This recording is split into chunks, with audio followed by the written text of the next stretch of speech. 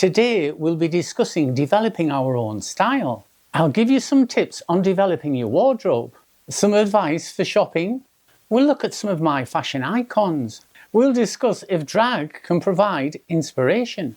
We'll look at all of the things that can inspire us in our search for our femininity.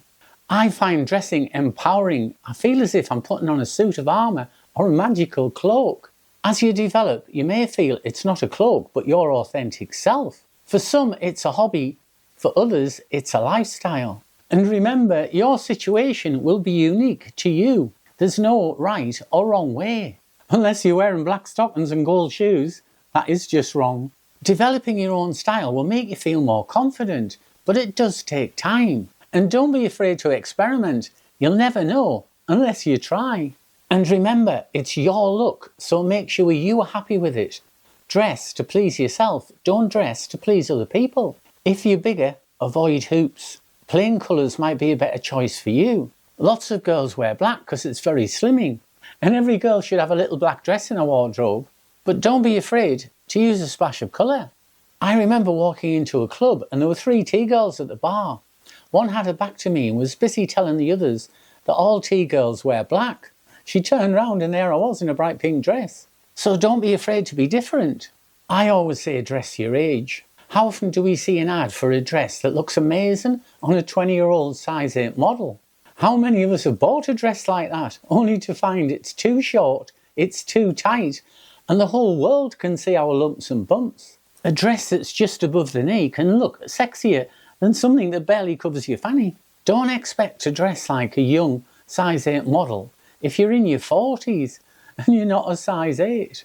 And remember, please, please, please, don't wear black hosiery with gold, silver or white shoes. Holy shit! I know, Joe, I've told them.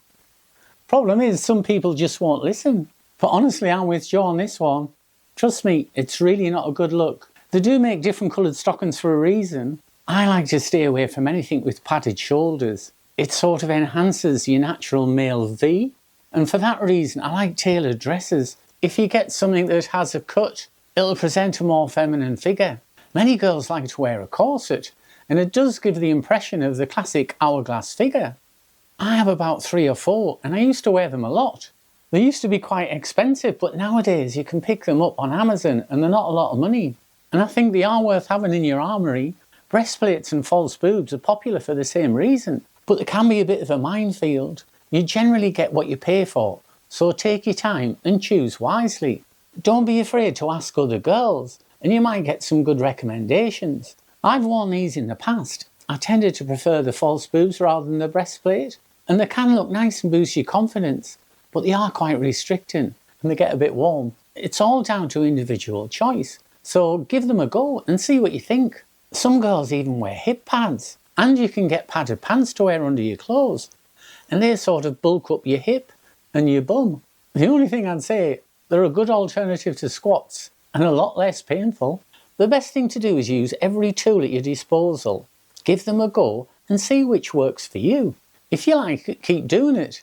If you don't, move on. You may love your false boobs and swear by them, but in a few months you might have decided to tape up your own. You've got to remember, it's a never-ending journey. If you're new to dressing, one of the problems that everybody faces is figuring out what size they are. The best thing to do is go online and have a look at the size guides. Quite often if you're looking at a dress online, when you look at the size, there'll be a little box that says size guide. If you click on that, it'll give you all the dimensions. It'll list the chest, waist and hip size for that particular size dress. So like a 40 chest is probably a size 16. If you're a 38 chest, it's probably a size 14. You can figure out the rest. So have a look and figure out your size. If you don't know what your chest, waist and hip sizes are, I'll worry for you. But you can get a seamstress tape measure and just measure yourself. But be aware, some manufacturers are a slightly bigger size than others. So what might be a 14 in one size might be a 12 in another, or even a 16. Shein, for instance, will do a size 8, a size 10, a size 12 to 14. Sometimes they don't do a 16 in some of the clothes. So it is a little bit of trial and error. You will get used to the particular brands that you use and you'll soon figure out your size. Most online stores now offer a click and collect service, and that can be useful if you can't get deliveries at home. I do shop a lot online, but I do prefer to go to a shop and see something. I like to feel it and assess the quality. I especially like to do that if I'm buying something expensive. I do like the higher end brands, but sometimes you've got to ask yourself, is it worth spending the extra money when you could go to a cheaper brand and get 3 or 4 items for the same amount? The problem is you can't wear the same outfit all the time, so you need to change. I paid £180 for a Phase 8 dress and it's gorgeous, but I've only worn it once. One of the cheaper online options is Shein. They can be a bit hit and miss. I've got some stuff off there which I love and other stuff which is a bit cheap. A lot of their underwear is really nice. I've got 2 lovely pink dresses from there and I absolutely love them. And I always think they look quite nice. I don't know what you think. They do a great range of shoes as well, and you won't need a second mortgage to buy them. I have a lot of Kurt Geiger shoes which tend to be quite expensive. You can feel the quality and they're really well made and they will last. But sometimes they go out of fashion. Shein gives you the opportunity to have lots of different styles. And in my case, I've got the same style in lots of different colours. I've probably got about 8 pairs of mules in different colours. If you are going to buy expensive shoes, get the classic styles so they're not going to go out of fashion. There's other online brands like Pretty Little Things and Boohoo, and they're a little bit more expensive than Shein, but the quality's a little bit better too. They're generally up to date with all the latest trends and colours. I've just bought a lovely brown copperish dress, which is really nice. I've also invested in some wide leg trousers. Got a couple of pairs now. They look really trendy and they're dead comfortable to wear. You can also wear them with some flat sandals or even sneakers for a really nice daytime look. I always love to wear a dress for a night out. I think they feel more comfortable. And quite often they might be a little bit big around the shoulders, so they'll fit your shoulders, and a bit loose around your waist. This has the added benefit of hiding any unsightly bulges. And remember, a dress that might be suitable for home or in the bedroom is not always the best thing to wear for a night out. You don't want to go out and look dowdy so that nobody notices you, but at the same time, you don't want to look like a streetwalker either. Smart and classy for a night out, do your own thing at home. It's always a big thrill for me. If a woman stops me on a night out and compliments my outfit, it never fails to put a smile on my face. It happened twice in one night at Leeds when I wore a little pink outfit. Had a pink dress, pink shoes, pink handbag. I felt really nice. I actually love the outfit. It does help if you're going out, if you've got confidence in your outfit and you feel nice. If you're looking to develop your own look, but you don't know where to start, and sometimes when you go in a shop, you haven't a clue what matches, what will go together. So why don't you look at some of the women that you admire and try and copy their look? Look at the outfits that they wear and see if anything appeals to you. They won't mind. As they say, imitation is the biggest form of flattery. If you like Sex and the City, have a look at what Carrie wears. See the styles of dress, types of shoes, and see if that would work for you. And although not everybody can afford Christian Louboutin or Jimmy Choo's, a lot of the shoe brands copy them anyway, so you should be able to find something. I've accumulated over 100 pairs of shoes and boots. Some are formal, some are casual, but they're all downright sexy. I saw Kelly Kuko in The Big Bang Theory and she was wearing a pair of green dungarees. I think you might call them overalls in America. And I thought it was a fabulous look.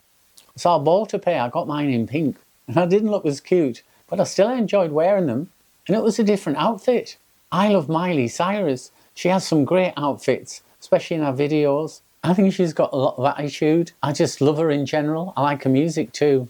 Holly Willoughby, the TV personality in the UK, always looks amazing. I think she manages to look sexy and demure at the same time.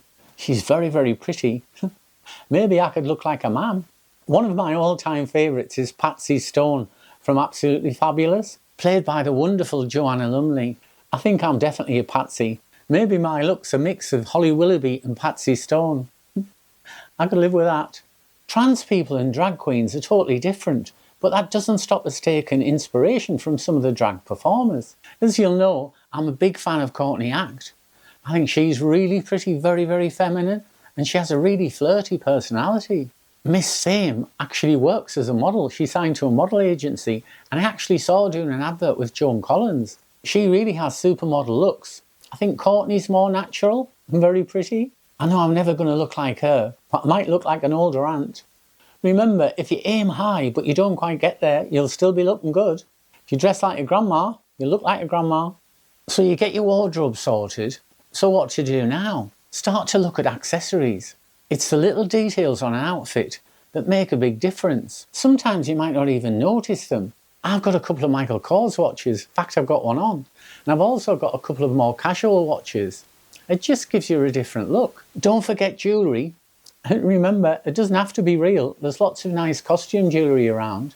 If you can't get your ears pierced, get clip-ons. And honestly, these little details that make such a big difference to the whole picture. Once you have your clothes sorted and you figure out what works best for you, what types of dresses, what shapes of dresses, then there's still lots to look at. One of the big challenges is makeup, and it's probably the one that makes a massive difference. The other's deciding on a hair colour and actually choosing the right wig. I've wasted a lot of money on wigs. I kind of decided quite quickly I was going to be a blonde, but there's lots of blonde wigs out there. And honestly, I think a wig is one of the things that's worth it if you spend that little bit more. Then you can look at your posture and how you hold yourself. Maybe start to work on your voice.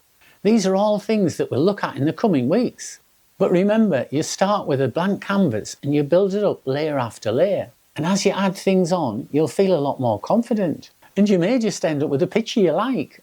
I'd love to hear your experiences. And if you have anything to share, you can leave it in the comments. Or you can email me. Or even come on the podcast and tell us all. So I hope you've enjoyed today's episode. And I'll see you all next week. Bye.